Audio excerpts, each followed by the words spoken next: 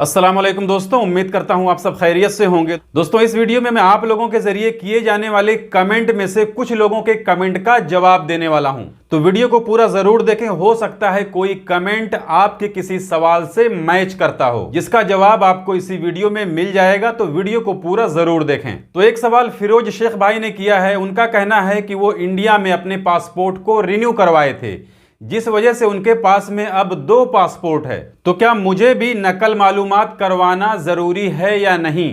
तो देखिए, अगर आप सऊदी अरब से इंडिया छुट्टी आए हैं और यहां आकर अपना पासपोर्ट रिन्यू करवाए हैं, तो इंडिया में आपको कुछ करने की जरूरत नहीं है। आप अपने साथ में वो दोनों पासपोर्ट लेकर सऊदी अरब जाएंगे। जाते वक्त इंडिया के एयरपोर्ट पर आपको वो दोनों पासपोर्ट साथ में रखना पड़ेगा, और जब आप सऊदी अरब पहुंच जाएंगे तो वहां पहुंचने के बाद में अपने पुराने पासपोर्ट की पूरी डिटेल्स नए पासपोर्ट पर ट्रांसफर करवा सकते हैं, जो आपका कफील करेगा, आप नहीं कर सकते। एक सवाल नसीब खान भाई का है। इन्होंने पूछा है कि सऊदी अरब से इंडिया आते वक्त कितना सामान ला सकते हैं। तो देखिए, ये निर्भर करता है एयरलाइंस पर कि आप कौन से एयरलाइंस की फ्लाइट लेकर के आ रहे हैं और आपने अपना टिकट किस क्लास का लिया है, क्योंकि आपका जो लगेज होता है वो आपके फ्लाइट टिकट के ऊपर निर्भर रहता है कि आपने किस कैटेगरी का टिकट लिया है। आपने सस्ता टिकट लिया है या मीडियम क्लास का लिया है या महंगा लिया है, उसी हिसाब से आपको लगेज लाने की सुविधा दी जाती है।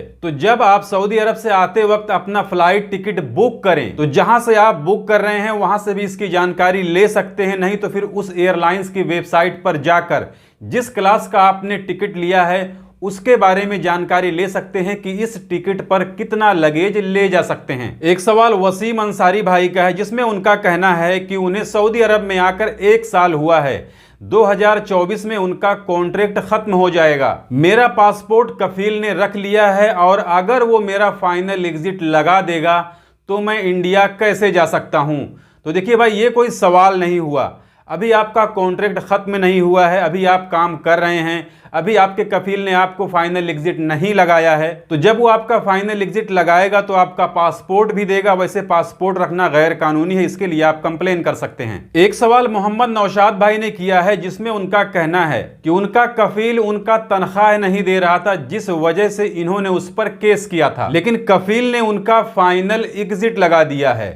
तो अब वो क्या करें? तो देखिए, आप फौरन तुरंत एक बार फिर से मकतबल अमल जाकर दोबारा से एक केस फाइल कीजिए और अपना जो दिक्कत है वो उन्हें बताइए कि मैंने सैलरी ना मिलने की वजह से अपने कफील पर केस किया था, लेकिन मेरे कफील ने मेरे ऊपर फाइनल एग्जिट लगा दिया है। तो देखिए, इन सब मामलों को देखने वाला वहां पर एक अलग से डिपार्टमेंट होता है जो इन्हीं सब चीजों को खासकर देखता है, जिसका नाम हैया तस्विया अल खिलाफत अल उम्मालिया है। आप वहां पर जाएंगे तो आपको मालूम चल जाएगा। एक सवाल गजाली अम्मार भाई ने किया है। इन्होंने पूछा है कि अगर सऊदी अरब के अंदर कोई आमिल के वीजे पर आया है तो क्या वो कोई भी काम कर सकता है या नहीं? तो देखिए भाई, कोई भी काम कोई कैसे कर सकता है? जिस काम के वीजे पर वो आया है वो वही काम करेगा।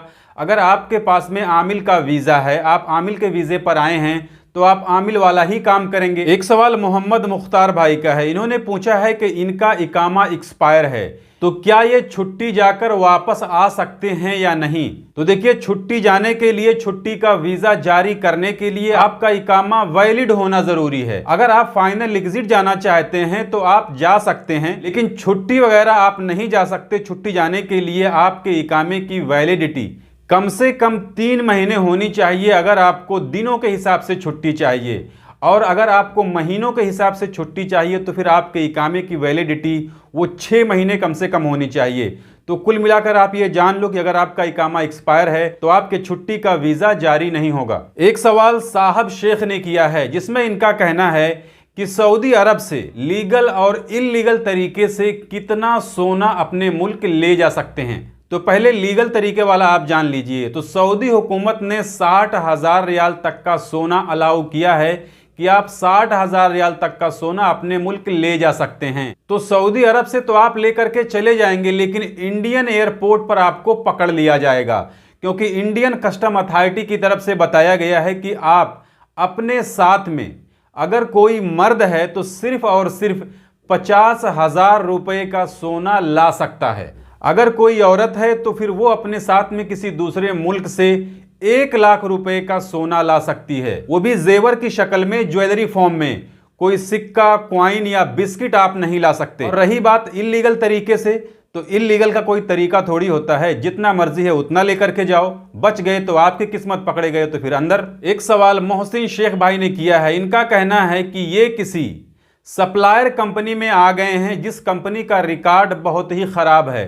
तो आमतौर पर सप्लायर कंपनी का रिकॉर्ड खराब ही होता है। तो क्या 3 महीने बाद बिना कंपनी को बताए मैं किसी दूसरी जगह पर नकल कफाला ले सकता हूं या नहीं? तो देखिए, 3 महीना गुजर जाने के बाद में भी अगर आपका इकामा नहीं बनता है तो आप कंपनी को बिना बताए दूसरी जगह नकल कफाला ले सकते हैं।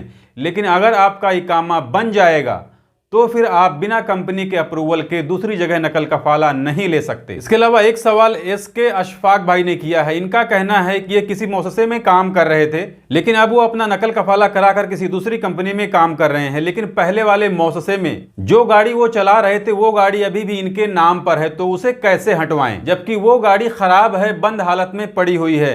तो देखिए, इसके लिए हुकूमत ने सभी लोगों को 1 साल की मोहलत दी है कि जिनके पास नाकारा गाड़ियां पड़ी हुई हैं, जिनके नाम पर नाकारा गाड़ियां मौजूद हैं, वो अपने नाम से उस गाड़ी को हटवाने के लिए अबशर के जरिए अप्लाई कर सकते हैं। तो अगर आपको नहीं पता है तो किसी से पूछ लीजिए कि भाई मेरे नाम पर एक गाड़ी है जो खराब पड़ी हुई है, उसे अपने नाम से मैं कैसे हटवाऊं। और इस काम के लिए अगर आप किसी सऊदी शहरी से बात करेंगे तो ज्यादा बेहतर रहेगा। तो ये थी इस वीडियो में कुछ भाइयों के किए गए कमेंट का जवाब। अगर आपका भी कोई सवाल है तो कमेंट कर सकते हैं, आने वाली वीडियो में शायद आपके कमेंट का जवाब मिल जाए। तो इस वीडियो में बस यही था, मिलते हैं फिर अगली वीडियो में, तब तक के लिए इजाजत दीजिए। खुदा हाफिज।